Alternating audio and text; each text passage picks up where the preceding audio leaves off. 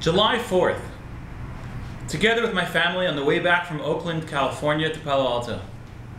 And all of a sudden, there are fireworks, and they go off. And the sky's filled with light, and there are loud noises. And my 6-year-old daughter says, "Abba, wow, what was that? That's amazing. Is that a shooting star?"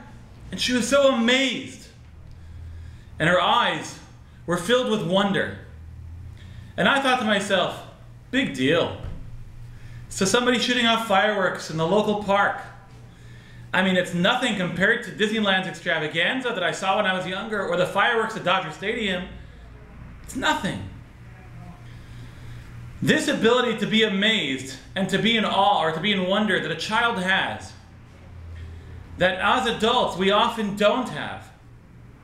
There's an idea in this week's Parsha, the Parsha of Balak, that I'd like to share with you. It involves the story of Bilam and the talking donkey.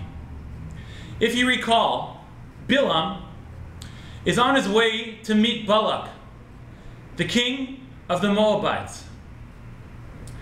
His intention, curse the Jews. And all of a sudden, the donkey stops short. Have you ever seen those cartoons where an animal is running, and then puts on the brakes, skids to a stop, and his knees buckle? That's more or less how the Torah describes the donkey stopping. It stops because it sees a Malach Elokim, an angel of God, standing in its path, blocking its way. It's no longer able to go. Bilam, who is not sensitive to such things, does not see the angel. So he starts to whip the donkey. He's whipping it. And the donkey opens its mouth and says, "Why are you hitting me? What are you doing?" How does Bilam respond? He engages in an argument with the donkey. Stop and think for a moment. Is Bilam so calloused? Is his heart so sealed up? Is he unable and incapable of being amazed? His donkey opens its mouth and talks to him, and instead of being in awe and in wonder, he just closes up and he just argues with him? How can such a thing be?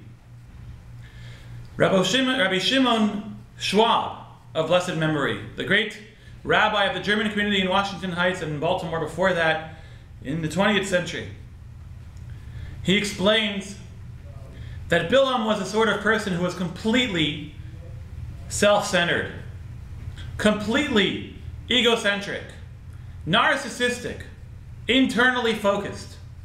And when someone is like that, nothing on the outside of them is able to affect them. God punishes them, and they are unimpacted by anything outside of them. Classic story about a narcissistic lady who calls up the doctor and wants an appointment on the same day. And she says, "Doctor, I need an appointment." And he says, "I don't have any time this afternoon."